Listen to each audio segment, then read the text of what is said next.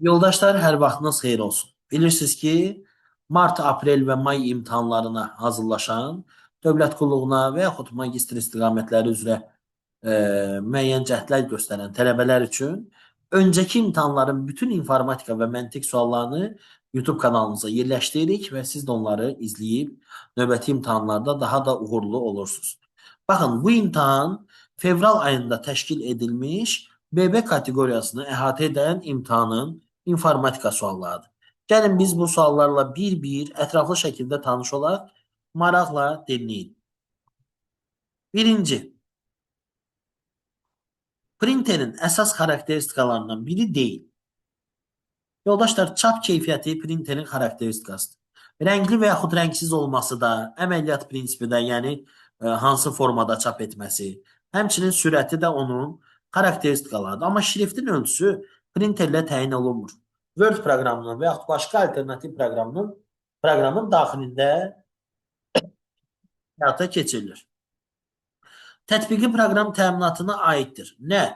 Verilənlərin arxivləşdirilməsi sistemli, antiviruslar sistemli, disk sayəsinin yaxşılaşdırılması sistemli, istifadəçilərə yeni interfeysin təkmilləşdirilməsi də bu da sistemli. Düzgün cavab inteqrallaşdırılmış paketlər. Microsoft Office, Start New, Framework və Microsoft Works kimi paket proqramları sizə müxtəlif təyinatlı proqramları bir paket altında təqdim edir. Məsələn, Microsoft Office paketində Word, Excel, PowerPoint, Access, Outlook, Publisher, SharePoint, InfoPass, OneNote kimi proqramlar yer alır. Windows 11 File Explorer proqramında mümkün deyil. Nə mümkün deyil? Diskin məzmununu ağacvari formada görmək elə bunun əsas məqsədi diskdə yerləşən məlumatları ağacvari formada göstərməkdir. Başqa kompüterlərdən yüklənmiş faylların məzmununu müəyyən bir sahədə bir kliklə görmək də mümkündür. Cari qovluqda yerləşən elementləri nizamlamaq, qruplaşdırmaq və onların adını dəyişmək və s. mümkündür. Amma ön baxış panelində qovluq obyektinin məzmununu görmək mümkün deyil. Gəlin baxaq. Hər hansı bir qovluğa daxil oluram. Siz bu qovluğun, baxın, ön baxış panelində, gəlin paneli aktivləşdireyim. Preview paneli. Fikir verin, sağ tərəfdə faylın içini görə bilirsiniz. Ola bilər biraz gec açılsın. Faylın yaddaş həcmi ilə bağlıdır. Faylın həcmi çox böyükdür. Gəlin daha kiçik ölçülü yaddaş faylını, daha doğrusu fayla baxaq.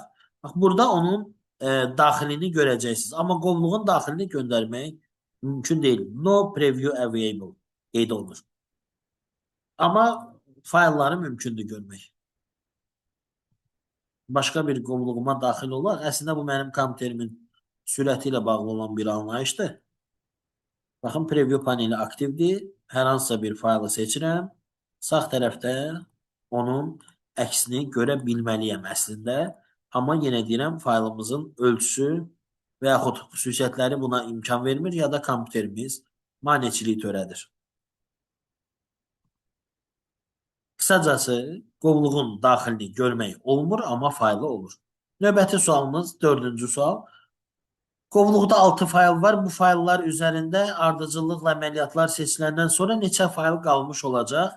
Deməli, 6 dənə fayl olsun qovluğun içində. 1, 2, 3, 4, 5, 6. Sıralamanın önəmi yoxdur. Deyir, birinci fayl seçilir, bu seçilir. Sonra kontrol düyməsi sıxılaraq sonuncu fayl da seçilir. Kontrol düyməsi sıxıldığı üçün yalnız ikisi seçilir. Shift sıxılsaydı hamısı seçilərdi. Sonra invert selection icra olunur. Invert selection odur ki, bu iki dənə fayl ləğv olunsun, yerdə qalanları seçilsin. Yəni yerdə qalan 4 fayl seçilmiş olsun. İçinə quş qoyuram ki, çaşmayasınız. Hal-hazırda 4 fayl seçilib. Ctrl-C düyməsi sıxılsa bu 4 fayl kopyalanır. Ctrl-V düyməsi sıxılsa bu 4 fayl yapışır. Təzədən həmin qovluğun içinə 1, 2, 3, 4. Həmin qovluqda ümumilikdə neçə fayl oldu? Düz 10 dənə. 5-ci sual. Sənədin görünüş rejimlərini əks etdirən əmrlər hansı tabdadır? View tabında. View görünüş rejimlərini göstərən tabdır. Bu bütün proqramlarda belədir. Word'də də, Excel'də də, Power'də də və s. Növbəti sualımız 6-cı sual. Deyir, verilmiş mətn fraqmentinə hansı əmrlər tətbiq olunur? Fikir verin, burada sözlər qalın yazılıb, bu Ctrl B-dir, bold. Altından xətt çəkilib, bu underline'dır, Ctrl U. Maili yazılan sözlərimiz də var. Bu italikdir, Ctrl I. Bir də ki, görürsünüz qüvvət var. Düzgün cavab sözü sual işarəsinin qüvvətindədir. Bu da shift, kontrol və bərabər işarələrinin birgə köməyi ilə həyata keçir. Növbəti sual 7-ci sual. Convert text to table əmridir. Bununla bağlı kifayət qədər maraqlı suallar olub bizim nəzər dərsliklərimizdə və test toplarımızda. Tələbələrimiz də bunu çox yaxşı bilir. Kommas vergül deməkdir və o deməkdir ki, hər bir cədvəl sütununu vergüllə ayır. Baxın, birinci sütunda nə var? Mən sizə ad, şəhər, vəzifə və əmək haqqı sütunlarını belə ayırıram. 5 sətir var deyə 5 dənə də sətir çəkirəm. Birinci sütunda addır, yazıram A. İkinci sütunda şəhərdir, yazıram Ş. Üçüncü sütunda da vəzifə / əmək haqqıdır. Adın altına fikir verin. Qasımdır, yazdım Q. Sonra Leyladır, L. Asimdir, A. Malikdir mi? Şəhərin də adının altında Bakıdır, yazdım B. Fikir verin, aşağıda şəhər adı yoxdur. Çünki vergül də yoxdur da. Ən azından başa düşməlisiniz ki, bura boşdur. Aşağı da boşdur, ən aşağıda da Lənkəran. Sonra vəzifələri məşqçi 600 manat, mühasib 800 manat, bənna 600 manat və ən axırda da yoldaşlar fikir verin, mən burada çaşdım. Siz də çaşmayasınız deyə vacib bir məqamı nəzərinizə çatdırım. Mən burada Lənkəranı şəhərin altına yazdım, amma Dövlət İmtahan Mərkəzi burada alladıcı bir əmələ əl atıb. Gəlin onu sizə göstərim. Biz vergül işarələrini bir-birlə birləşdirsək, birinci sütunun ad, Qasım,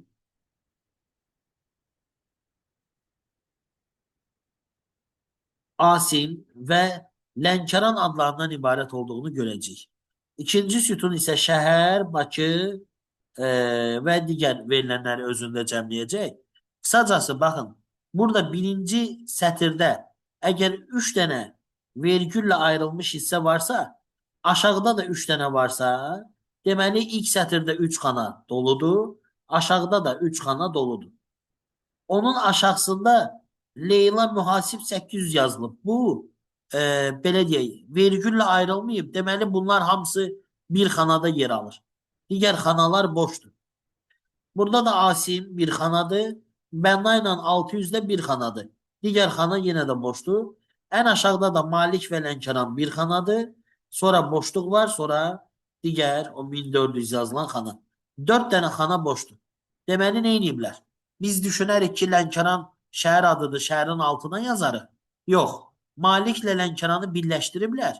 Onları bir xananın içində yazıblar. Qısacası, siz hər vergülü xananın sonu kimi qəbul etməlisiniz. Baxın, ad bir xana, şəhər bir xana, vəzifə əmək haqqı bir xana. Sonra aşağıda Qasım bir xana, Bakı bir xana, məşqçi 600 bir xana. Sonra aşağıda Leyla mühasib 800 bir xana. Digər xanalar yoxdur. Olsaydı vergüllə ayırıb qoyardı. Aşağıda Asim bir xana, Bənna ilə 600-də bir xana, yenə bir xana yoxdur. Aşağıda da Maliklə Lənkəran bir xana, 1400 bir xana, yenə bir xana yoxdur. Qısacası ümumilikdə 4 xana yoxdur. Bax belə, biraz çətin sualdır. 8-ci sual. Açılmış süzgəc pəncərəsi hansı lent tabından həyata keçirilir? Gəlin onu da əyani şəkildə göstərim. Excel proqramına daxil oluruq. Excel proqramında data tabında filter əmri mövcuddur, amma biz bura gərək müəyyən verilənlər daxil eləyək ki, hər hansısa bir filter verə bilək. Baxın, bu filter əmri və yaxud sort əmri açılmış bu pəncərə ümumilikdə datada yerləşir. İndi bəzilərimiz Deyə bilərsiniz ki, müəllim, fikir verin, sırf advanced-ın içindədir bu. Sizə göstərilən pəncərə, fikir verin. Yazıb advanced filter. Bax, bu isə sırf datadadır. Mən niyə belə xüsusi vurğulayıram? Çünki home-da da sort and filter əmri mövcuddur. Amma ikisi birlikdədir. Və burada advanced söhbəti yoxdur. Sadəcası dərslərimizdə də vurğuladığımız kimi data length tabında sort and filterin daha geniş siyahısı mövcuddur. Deməli, düzgün cavab data tabıdır. Seçilmiş xananın fon rəngini dəyişmək üçün nədən istifadə olunur? Bu highlighter'dır. Bu seçilmiş şriftin rəngidir. Bu pozan işarəsidir. Yəni belə deyək, gəlin onları da yəni şəkildə göstərim sizə. Baxın. Bu nədir? Font color. Görüm hansı proqram idi. Proqrama baxmadım. Excel'də də elə. Font color. Amma burada gördüyümüz bu əmr var. Hansı ki, sırf seçilmiş xananın və yaxud xanalar qrupunun arxa fonlu rəngliyir. Gəlin seçək. Baxın. Elə seçilmiş xanalar qrupunu bunun vasitəsilə rəngləyə bildim. Gördünüz? Deməli, seçilmiş xanalar qrupunu bu əmr vasitəsilə, fill color əmri vasitəsilə rəngləmək mümkündür. 10-cu sual. Kifayət qədər uzun, biraz çətin sualdır. Product A1, B4. Yəni A1-dən B4-ə kimi ədədləri bir-birinə vur. Gəlin vuraq. Deməli, 1 vur, 2 vur, 5 vur, 3 vur. Tüm buradakı hər şey daxil olmalıdır bura. 1 vur, 4 vur, 2 vur, 3. Bu da eləyir 720. 720. Fakt B2. B2 xanasının faktoriyalı. 4'ün faktoriyalı. 1 vur, 2 vur, 3 vur, 4. Eləyir 24. Power A3 üstü B3. Yəni A3'ün üstünə B3'ü qoy. A3'ün üstünə B3'ü. 5'in üstünə 2 qoyanda nə eləyir? 25. Aşağıda da end funksiyası. End funksiyası belə deyək, verilmiş bütün düsturlar ödənməlidir ki, cavabı true çıxsın. S1 S3'dən böyükdürmü? Bəli, S1 S3'dən böyükdür. S2 S3'ə bərabərdirmi? Xeyr, bərabər deyil. 1.24'dür, 1.25. Deməli, buranın cavabı false çıxacaq. False. Ən axırda da onları topla deyir. C1, C4 diapazonu və B2'ni topla. Gəlin toplayaq. C1, C4 diapazonunda 720'dir, 24'dür, 25'dir və false'dur. False 0'dır, yəni bir şey qəbul etməyəcək onu. Bir də B2 xanası. B2 xanasında da 4'dür. Bu ədədləri toplayacağıq. 720 üstə gəl, 24 üstə gəl, 25 üstə gəl 3. Eləyəcək. Bir dəqiqə düzümü topladım. 720, 24, 25 və B2 xanası. Yəni üst üstə B2 xanası 4'dür. 4. Bunları toplayanda edir 773. Cavab A variantı. Keçirik növbəti suala. Növbəti sualımız 11-ci sualdır. Deyir, slide ekranda qalma müddəti ilə slide obyekti effektinin başlaması arasındakı zaman fərqini 5 saniyə təyin etmək üçün. Bu nə deməkdir? Yoldaşlar, slayda verilən effekt var. Məsələn, slide 3 saniyə ekrana oynaya-oynaya gəlir. Sonra bir 10 saniyədə ekranda qalır. Onların ikisi arasından vaxt qoymaq, yəni gecikmə vermək deməkdir. Slide obyektinə gecikmə verirsən ki, bir 5 saniyə, 10 saniyə daha gec gəlsin. Bu da delay əmridir. Delay gecikmə deməkdir. Düzgün cavab burada 1'dir. Mən ümumiyyətlə, siz də mənlə razılaşarsınız ki, bu imtahanı bəyənmədim. Bütün dövlət qulluğu imtahanlarında kifayət qədər maraqlı suallar yer alır. Və nəzərə alsaq ki, hər dövlət qulluğu imtahanının suallarının maksimum 1-2'si mənasız və yaxud çox dərinliyə gedilmiş suallar olsa da, bu imtahan elə bir ənənədən fərqli bir modeldə idi. Ki verin, 7-ci sual kifayət qədər çaşdırıcı. Sonra, məsələn, bu sual kifayət qədər çətin. Çünki adətən bunu tələbələr yaxşı əzbərləmirlər, unudurlar. Və yaxud tutaq ki, bu sual yenə də qəlizdir. Excel'dən praktikası olanlar cavab verə bilər. Bu sualı elə cür soruşurlar ki, başa düşməyək. Yəni burada əsas məqsəd budur ki, tələbəyə deyə bilərsən ki, obyektin ekrana 5 saniyə gec gəlməsi nə deməkdir? Niyə bunu belə deyəsən ki, slayd obyektinin effektinin başlamasına qədər, slaydın ekranda qalma müddətinə qədər 5 saniyəlik fərq. Bunu niyə bu formada qəribə bir üslubla tələbənin nəzərinə çatdırasan ki? Və hələ 13-cü sual da çox çətindir. Və hətta aşağıdakı suallar da biraz çətindir. Yəni, fevral ayında nəzərdə tutulmuş BB kateqoriyası üzrə informatika fənni son 3-4 ilin ən ağır informatikası idi. 12-ci sual. OSI-nin şəbəkə səviyyəsində işləyən müxtəlif topologiyalı və protokollu elementlər.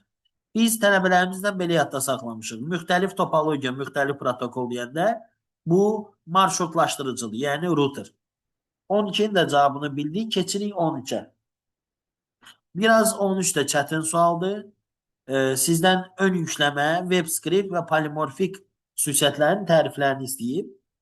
Ön yükləmə virusu nədir? Kompüter işə düşən zaman avtomatik işləyir. Yəni, kompüteri, bu əslində məntiqlə bunu yazmaq olardı. Çünki mən sizə hardware-də bootun tərifini vermişəm. Boot əməliyyat sisteminin ilkin yüklənməsidir. Ön yükləmə əməliyyat sistemi işə düşən zaman aktivləşir. Buna görə birinci olduğunu bütün tələbələrimiz bilir. Həmçinin də polimorf xüsusiyyətli viruslarda nədir? Danışmışıq. Demişik ki, polimorfik xüsusiyyətli viruslar antivirus proqramlarının yanıldaraq öz kodlarını dəyişirlər. Yəni, aldadıcı status daşıyırlar. Bu da C variantıdır. 2-yə də A uyğundur. Web script, web browser və web səhifələrdəki boşluqları istismar edir, istifadə edir. 14-cü sual. Hamı deyirdi ki, noyabr, oktyabr ayından dövlət qulluğunda deməli, bu elektron hökumət proqramda biraz azaldılıb informatikada, verilib qanunvericiliyə. Bütün informatika müəllimləri bir istisnalar qaydanı pozmur təbii ki. Çox böyük əksəriyyət informatika müəllimləri oxuduqları xəbəri belə düz başa düşə bilmirlər ki, informatikadan elektron hökumət çıxarılmadı. Sadəcə elektron hökumət qısaldıldı, geniş hissəsi qanunvericiliyə verildi. Oktyabr, noyabr, dekabr, yanvar aylarında tələbələrimizi inandırmağa çalışıram ki, baxın, proqramda var, oxuyun. Amma elə bəzi tələbələr sadəcə elə düşünür ki, Vüqar müəllim ehtiyatdan bunu da oxutdurur. Bəziləri düşünür ki, axı filan kəs müəllim demişdi ki, bu düşməyəcək. Fakt BB imtahanında düşdü və hamı başa düşdü ki, elektron hökumət düşəcək imtahanlara. Proqramdan çıxarılmayıb. Sadəcə həcmi azaldılır. Portalın texniki, texnoloji komponentlərini soruşur bizdən. Bu da nədir? Bu da proqram texniki vasitələr və proqram təminatı, telekommunikasiya qurğu və kanalları, informasiya ehtiyatı və idarəetmə paneli və istismara qədərki formalaşma mühitləridir. Dərsliyimizin sonuncu cədvəlidir. Və 15-ci sual. Normal görünüş rejimində nə əks olunur PowerPoint-də? Slaydlar iri miqyasda ekranda göstərilir. Bu düzdür. Sol tərəfdə kiçik eskizlər formasında göstərilir. Bu da düzdür. Aşağıda click to add note paneli olur. Qeyd aparmaq üçün. Bu da düzdür. 5-də düzdür. Və üfüqi şaquli miqyaslar və simmetriya xətləri və s. yer alır. Bu da düzdür. Cavab 1, 2, 5, 6. Həqiqətən bəzi imtahanlar olur ki, onların suallarını izah edəndə hiss edirsən ki, həqiqətən bu tələbəyə çətin gələcək. Və bu da elə bir imtahanlardan biridir. Mən sizə asanı da, çətini də, yaxşını da, hər şeyi göstərməliyəm. Mən bunu özüm üçün bir öhdəlik qəbul eləmişəm və 8-9 ildir mən bütün imtahanlara düşən sualları ardıcıllıqla izah edirəm. Ümid edirəm ki, sizin üçün faydalıdır.